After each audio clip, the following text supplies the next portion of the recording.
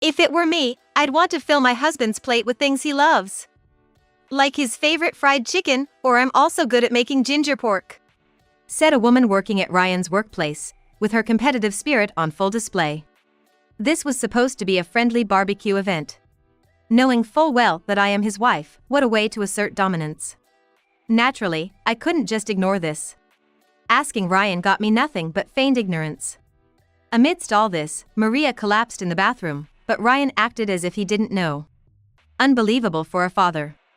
I had a bad feeling, so I set a trap at home. I'm sure these clueless people will slip up. I'm looking forward to seeing what I'll do then. It'll be too late for regrets when the time comes, but I wonder if those two will realize it. My name is Julie Turner.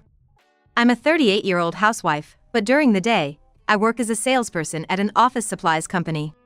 Many people spend a lot of time in offices, so I joined this company thinking that using comfortable office supplies could make work more enjoyable.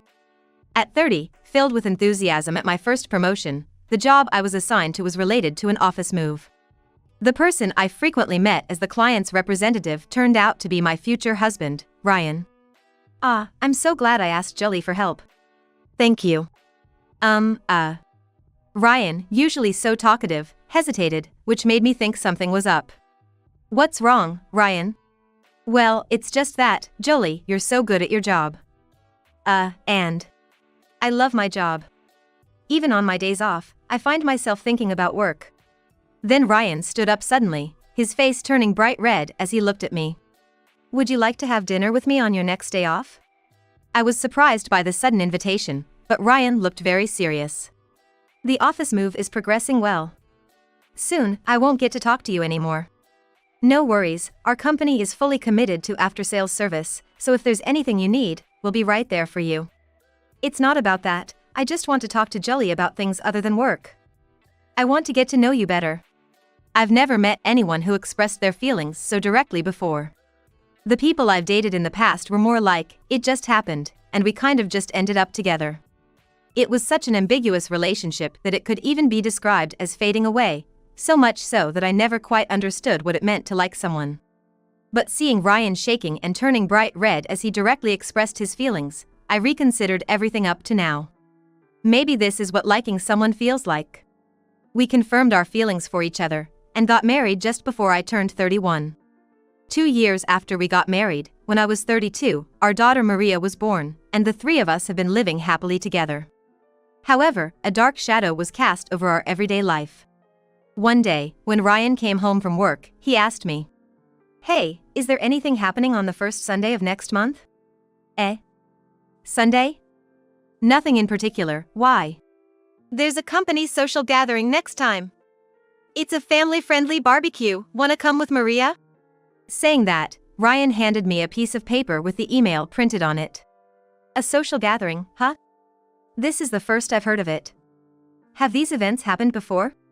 There have been social gatherings before, but Julie seemed busy with work or childbirth, so I didn't invite you. Ryan talks about his workplace a lot, so I wanted to meet the colleagues he mentions. I don't have plans for that day, so I might as well join. Maria has never been to a barbecue before, so it's a good opportunity. Great, then it's decided. I'll sign us up. It'll be Julie, Maria, and me attending. Yay, I'm looking forward to it. On the day of the barbecue, we were blessed with great weather, a perfect autumn day. Mom, I'm really looking forward to the barbecue.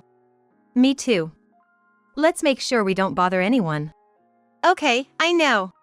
Ryan had some preparations to do, so he went to the barbecue site ahead of us. I was chatting with Maria while looking for Ryan. Hey! Over here!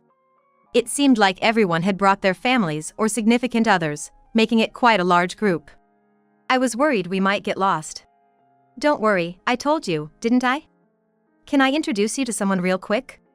Ryan invited me over and introduced me to a group that seemed to be his colleagues and subordinates.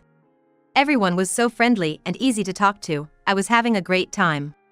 Maria seemed to be having just as much fun, even more lively than usual. Everyone's so nice. Do you like the barbecue? Yeah. It's fun. Warner and Jack, Dad's friends, said they'd play with me. Can I go? Just don't go too far, okay? Make sure you listen. I know. I'll be back. Maria seemed particularly fond of Warner and Jack, Ryan's subordinates. Both of them had relatives around Maria's age and seemed experienced in handling kids. After making our rounds and saying hello, I decided to take a break on a bench when someone approached me. A petite woman with a bob haircut was standing in front of me. You're with Ryan's company, right? Your name was Riker. Riker Newhall. Oh no, did you forget already? Riker was giggling and fluttering her hands as she laughed. She said she was from the company, but she looked quite young. I'm always grateful to my manager, Ryan. He's always so kind, makes me want to follow him. That's the kind of boss he is. Is that so? I'm glad to hear that, makes me happy too. Riker was smiling and waving her smartphone around. However, that cute smile suddenly seemed scary for a moment. I don't know why, but I had a bad feeling. Ryan's wife is so easy to talk to. Hey, since we're here, why don't we exchange contact info? Sure, that's fine. I found myself exchanging contact information, pushed by her momentum. Could this be a woman's intuition? Something about Riker's way of speaking, her demeanor, felt off. Do you use social media? Would it be okay if I send you a friend request? We had just met, and she's already talking about connecting on social media. I was honestly perplexed, wondering if this is just how younger people are. I don't really check that stuff much. That's okay. I sent you a friend request, so please accept it. While we were talking, she managed to use her phone without me noticing, and it made a light popping sound. It was the sound of a friend request from Riker. Alright, I'll just press this accept button here. Thank you so much. Looking forward to keeping in touch. Then, as soon as she put her phone away, she slapped her palm as if she just remembered something.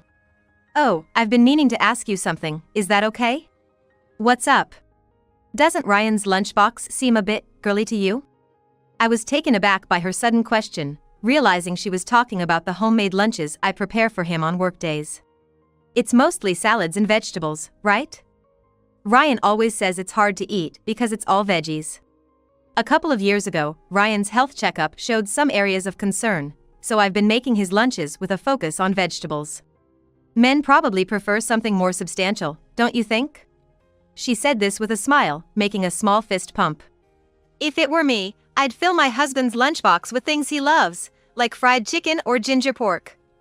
I'm pretty good at those. Suddenly, her unasked for advice seemed misplaced. As his wife, I take pride in managing Ryan's health, which is why I carefully balance vegetables with meat or fish in his lunches. But then I realized. Riker's look at me was challenging. She didn't just see Ryan as a supervisor. It was either romantic feelings or something else I couldn't quite pinpoint.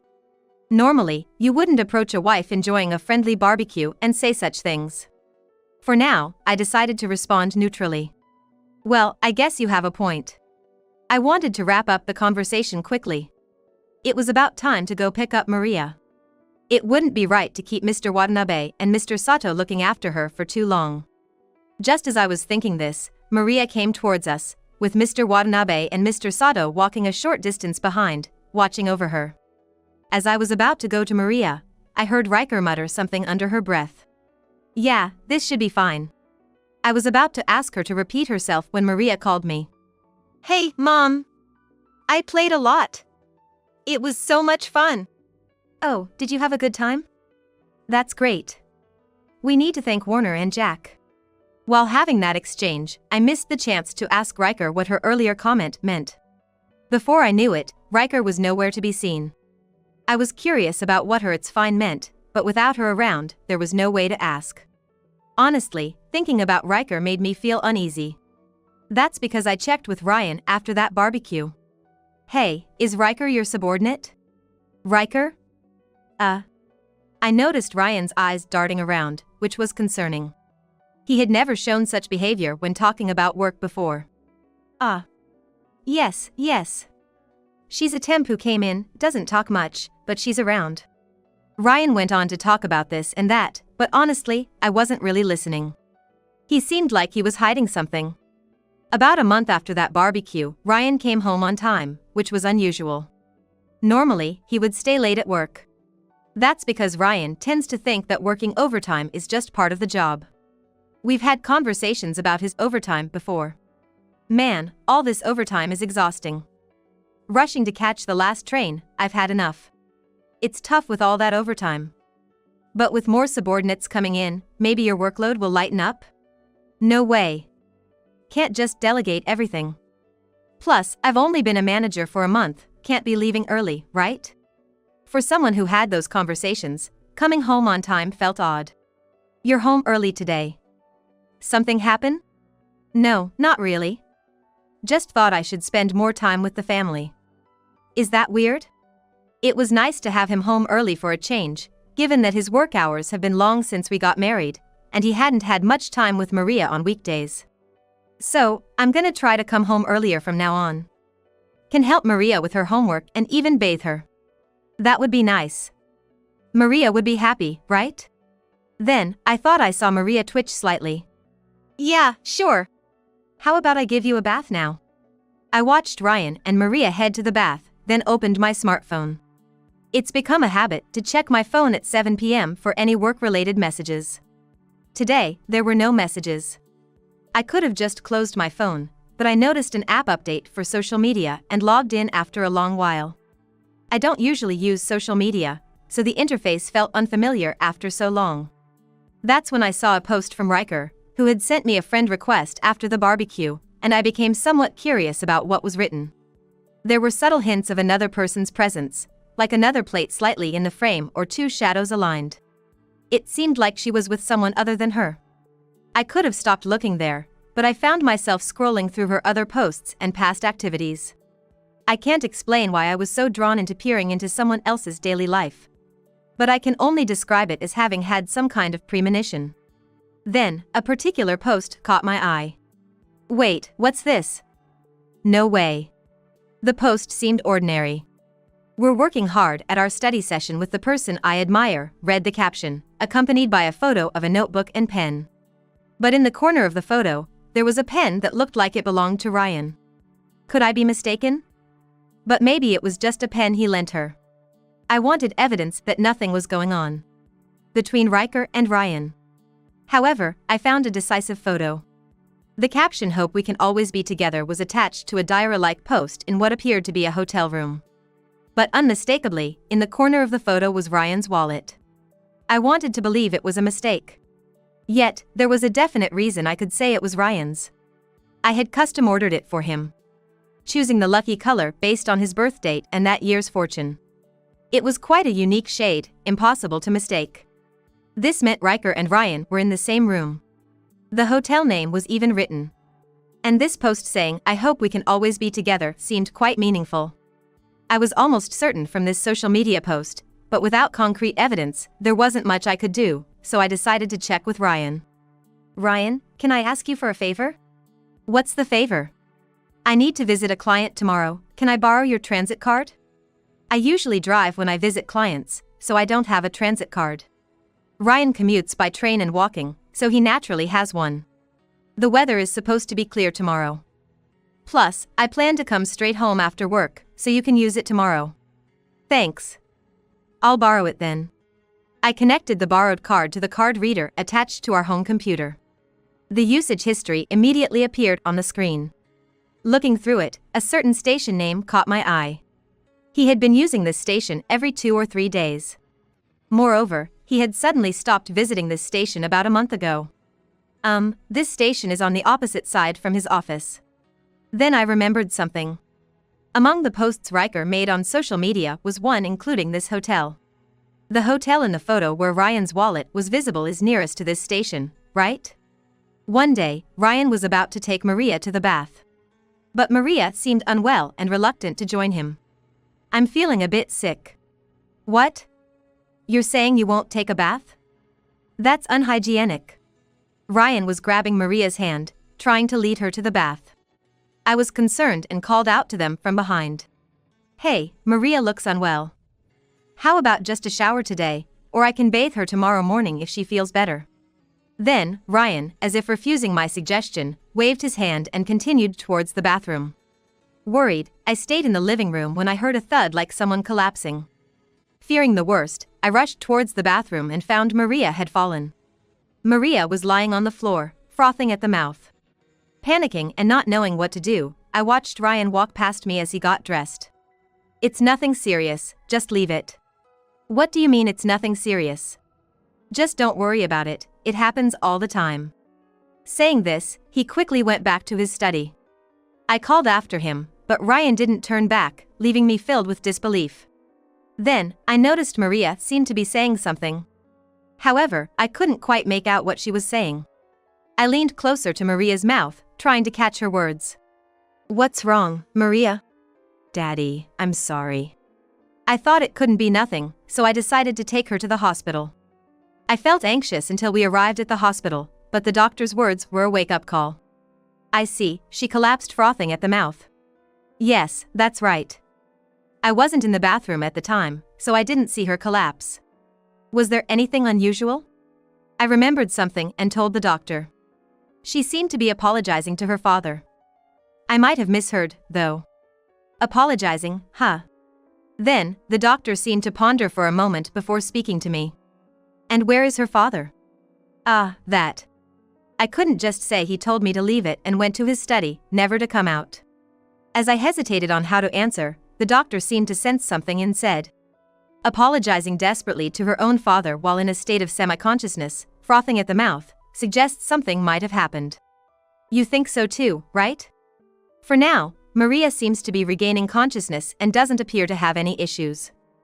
However, it might be best for her to skip school tomorrow and the day after, just to be safe. Saying this, the doctor typed no issues into her chart. But I couldn't help wondering if it was really okay to leave Maria with Ryan. What if something happens to her again? The thought made me restless, and I came to a decision.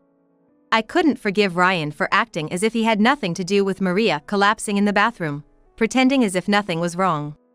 Thinking there must be some reason behind Ryan's attitude, I decided to take immediate action. "Maria, how about we go to Grandma's house for a while? Can you be a good girl and listen to what Grandma says?" Maria, looking unwell possibly due to her collapse, weakly nodded to my words. Holding Maria, I headed back to my parents' house. After explaining the situation to my parents, they warmly welcomed Maria. Grateful for their understanding, I decided to go back home once. I sneaked into the house and headed for the living room. At the edge of the living room, I grabbed the toy camera from the shelf and pressed the button. Though it was Maria's toy camera, modern cameras have good performance, capable of recording despite being labeled as toys. I turned on the toy camera and placed it back on the shelf. Just to be sure, I also left my unused smartphone in recording mode. This recording app syncs with my regular smartphone, so I can immediately check any recordings made. Surely, something evidential would be captured. Hoping for the best, I left the house. Then, I executed a plan. I called Ryan on his smartphone. "Hey, Ryan? Remember Maria collapsed in the bath earlier?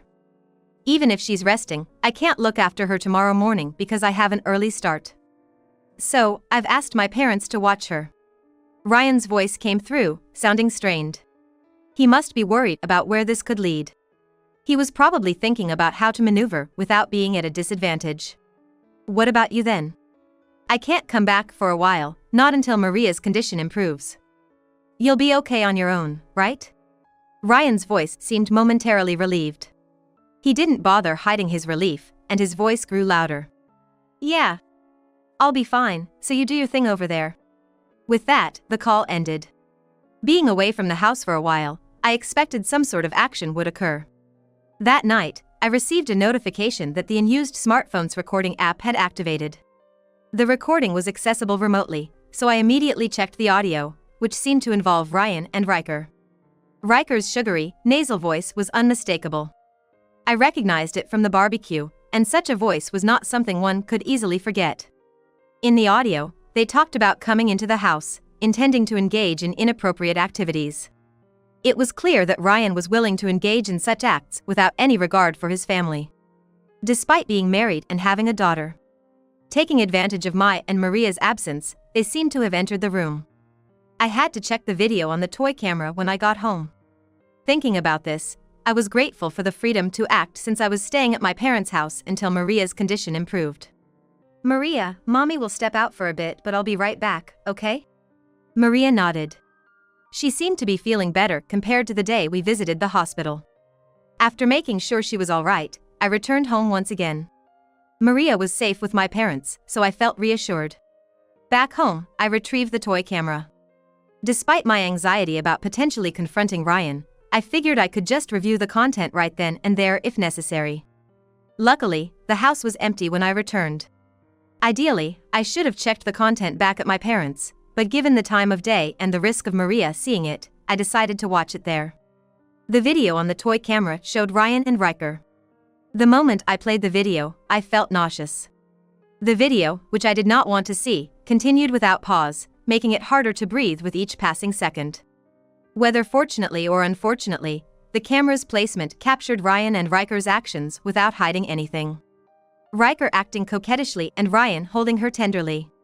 Their impatient actions unfolding in the living room made me rush to the bathroom. I managed to avoid vomiting in the living room but hesitated to continue watching. However, for the sake of our future and, most importantly, for Maria, I knew I had to confront Ryan and Riker. I had to settle things. With trembling hands, I pressed the rewind button on the toy camera.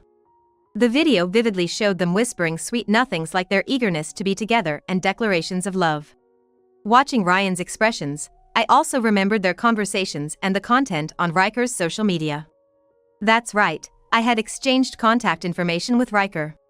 It was time to confront her directly. Thinking I couldn't just let things slide, I decided to talk to Riker right away. Having accepted a friend request from her in the past, I was able to contact her directly via direct message.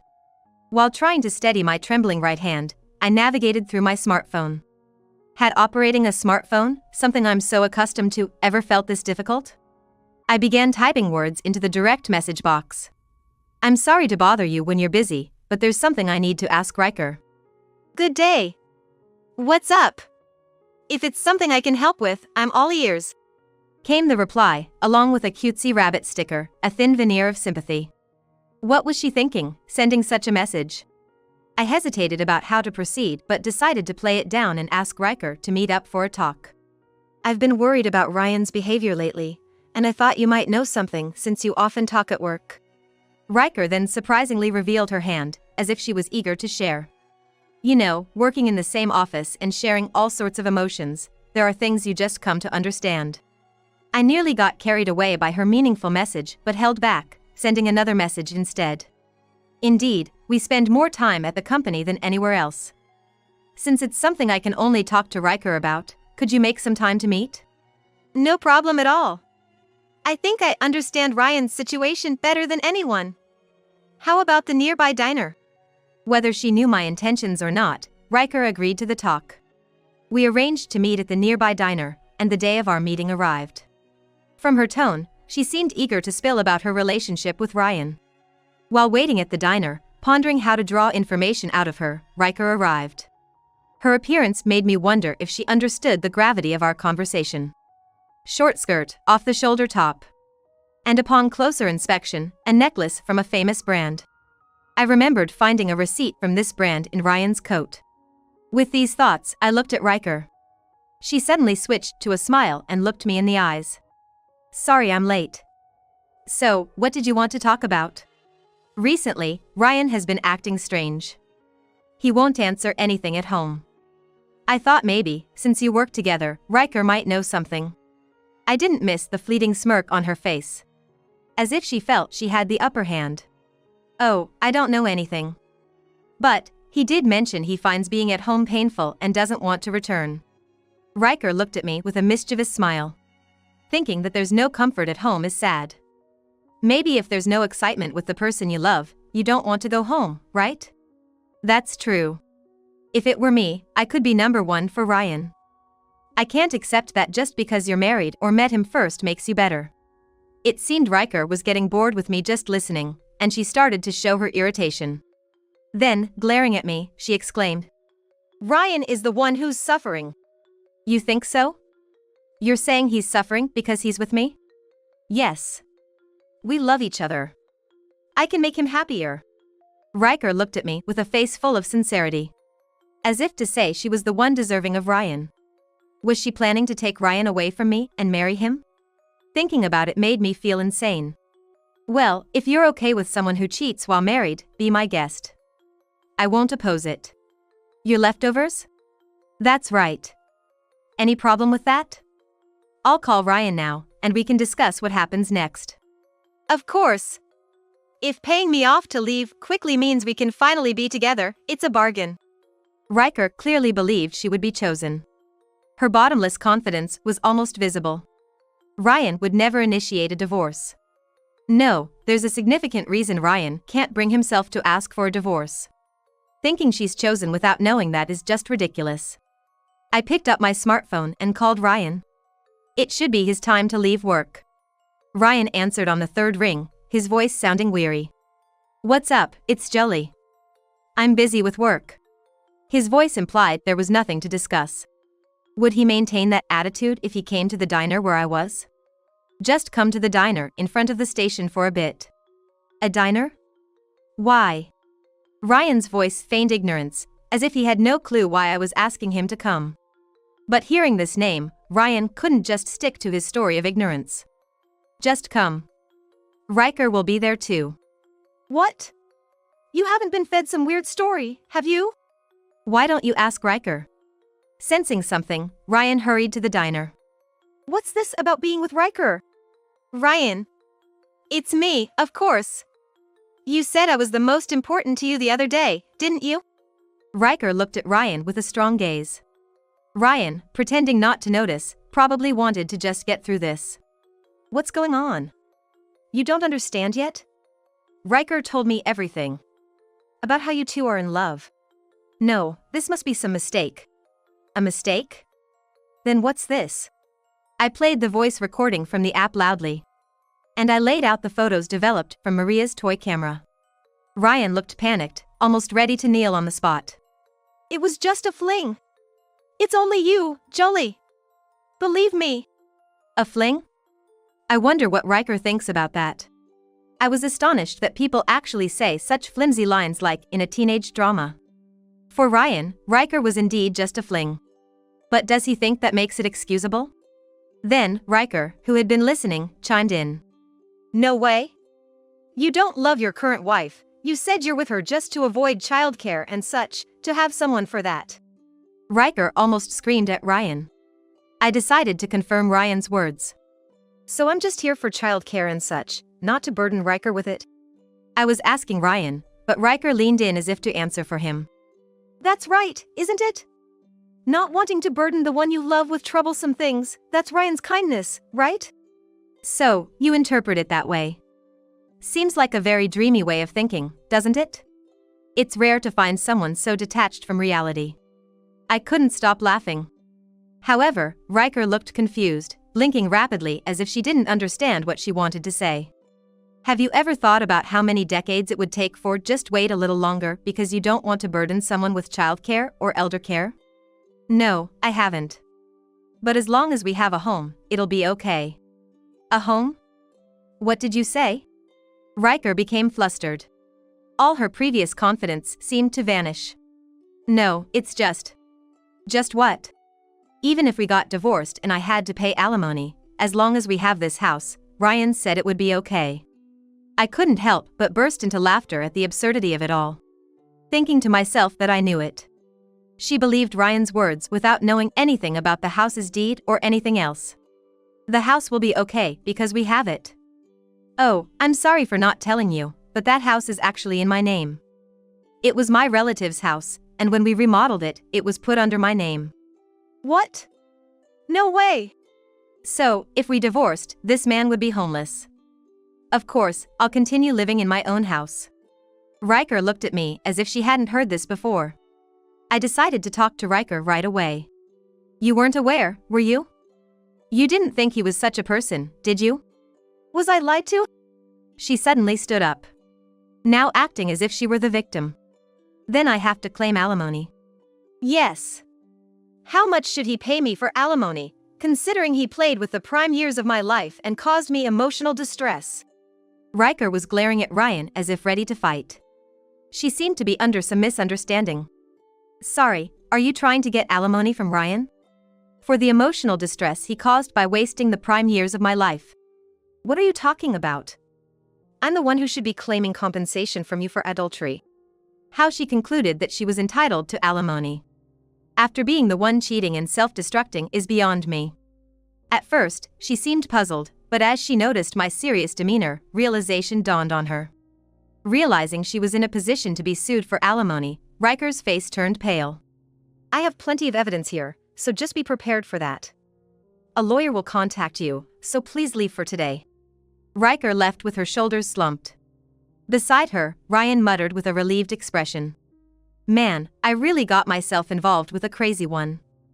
In that regard, Jolie, you really make me feel at ease. Let's keep it up. Why do you think you're getting off scot-free? Ryan scratched his head, looking away.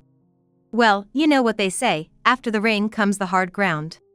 That's not a phrase for you to use, Ryan, and I can't imagine going on with you. You're not needed in my life, so please leave. Then, Ryan clung to me. Come on! It's over with Riker, so it should be fine, right? What, you've already put it in the past for yourself? You don't seem to grasp the seriousness of what you've done. Pack your bags today or tomorrow and leave. We're getting a divorce. Don't say that! Come on! As I told her, and you should know too, that house is in my name. Don't make me repeat myself. In the end, I sued Riker and Ryan for alimony, and Ryan and I divorced. Riker tried to negotiate a lower amount, claiming she was just a temp and didn't have much money because she was young, but I didn't budge. Rightly so. Adults should clean up their own messes. It's somewhat sad she wasn't taught such an important lesson. Ryan was kicked out of the house we lived in and begged to be let into the company dormitory. But the company, somehow aware of our divorce drama, refused him entry. No obligation to house someone of bad conduct, it seems. Moreover, he became infamously known at work for messing with a temp, pointed at behind his back. Rumors spread at an incredible speed, and all the clients he had scattered like baby spiders. Well, he got what he deserved. Since separating from Ryan, Maria and I have been enjoying our life together. Maria vaguely remembers being neglected during her time of need. Actually, I saw Dad walking with a woman I didn't know when coming back from cram school. When I asked about it while bathing, Dad suddenly said scary things. Scary things? Like what? Maria hesitated but then, as if making up her mind, started to speak. You'll be separated from Mom. You know what to do if you don't want that to happen, right? I'm sorry I didn't notice, Maria. No, it's okay. It was shocking to find out Dad was that kind of person, but I'm fine because I can be with Mom. Maria said, smiling. I can't keep dwelling on the past. It's time to focus on making life with Maria as fulfilling as possible.